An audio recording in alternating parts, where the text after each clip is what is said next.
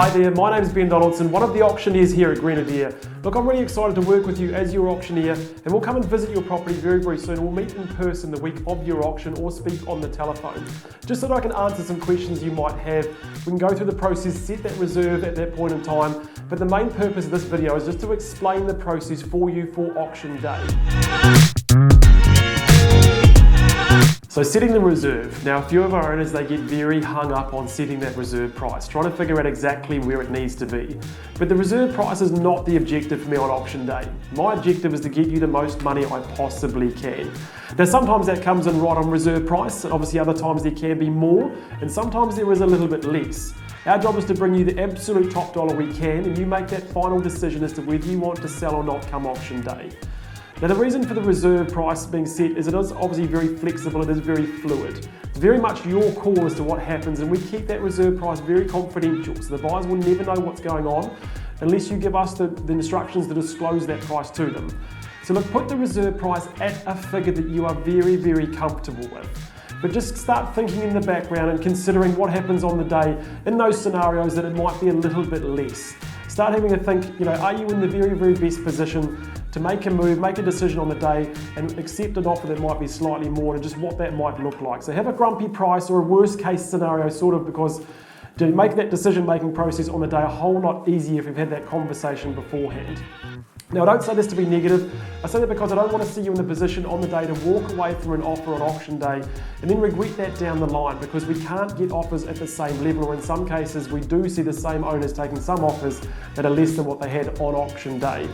Because buyers, when you let them walk away, they often come back at lower levels, or they'll go and buy something else entirely.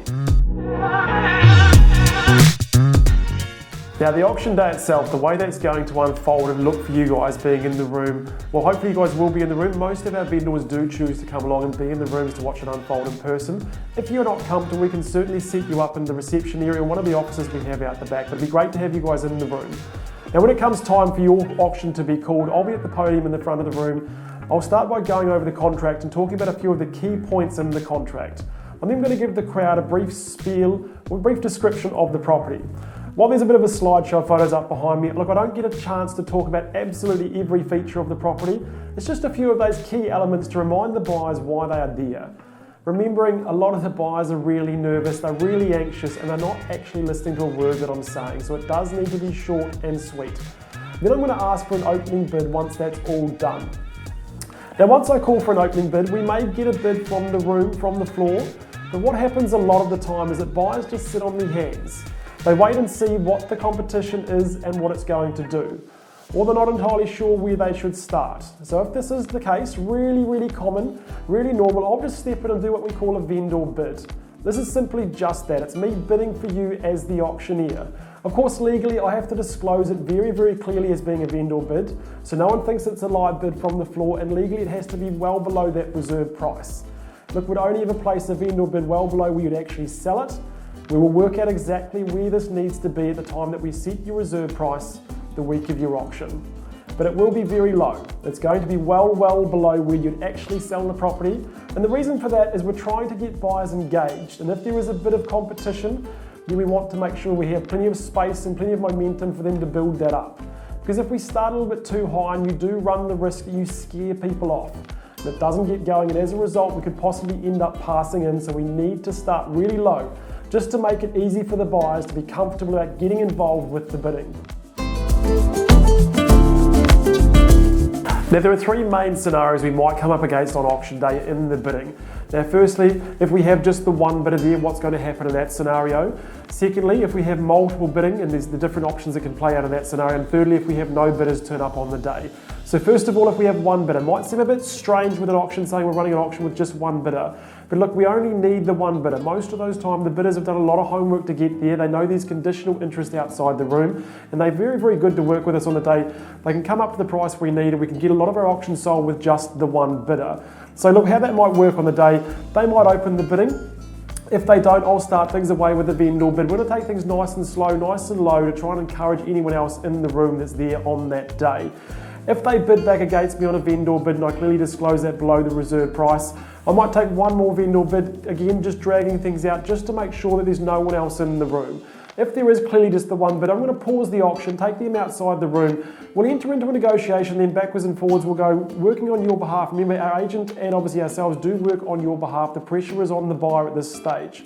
So we'll come to you with the absolute max that buyer is prepared to pay. Your decision again leads as to whether it's enough for you guys to move on and sell on the day or not. If it is, we'll go back into the room, announce the new price and announce the property on the market again, just in case there's anyone else out there. If it's not quite enough money on the day, then obviously we'll go back in and announce that it's not for sale. We're going to pass the property in unless there's any further interest north of there. So again, that can happen. The second scenario, if we have multiple bidders, obviously fantastic. We're going to let the bidders obviously fight it out and go through. When they get to the point where they've obviously reached reserve, we're not just going to call it on the market. We're going to let them fight it out and slow down in their own time. If it gets to the point though, we are sort of starting to slow down where the bids have gone from 10,000 to 5,000 to sort of $1,500 bids and it's starting to run out of steam. That's where we're going to say, look, we're going to ask for instructions from you. The agent will come over and talk to you in person and say, look, are you happy to sell? We're above the reserve price. They'll then obviously sort of announce the property on the market. That can put an extra bit of fury into the fire on the day, get a little bit extra, but it doesn't always happen. But if we get the same scenario, but we're not quite at reserve price, again, we're just going to sort of pause the auction, take that highest bidder outside the room, like we would have done in that first scenario, go backwards and forwards, and hopefully we can bring a result to you that means you can move on the day. Now the third scenario, if there is no one that turns up, obviously that is disappointing, but just have faith in the process. There is life after auction and your agent will work you through that process in terms of going forward with maybe conditional interest or obviously putting a price on the property. So again, look, we'll still go through the spiel, we'll still obviously put the property up online for all the online viewers to see. We'll obviously ask for an opening bid. If there is no opening bid there, we'll start away with the vendor bid. If there's no one there, we'll sort of push things along. We might take a second vendor bid. Again, if there's still no further bidding in the room, we're going to then increase that vendor bid to a higher level, not quite obviously at a level you're obviously wanting to sell, so clearly stating that it's north of there, or sometimes you can instruct us to put a price directly on the property as well. So either way, whether there's one bidders, two bidders, or three bidders on the day, well, at least we know what's going to play out on the day and what we're going to do in those different scenarios. I hope this video has been helpful. I hope it's made you feel more at ease and answered a few questions about the process leading up to your auction. I look forward to meeting you guys in person. I look forward to seeing your home in person. If you have any questions between now and your auction, please feel free to give me a call. I'm happy to chat to you. In the short term, we wish you all the very best with your campaign.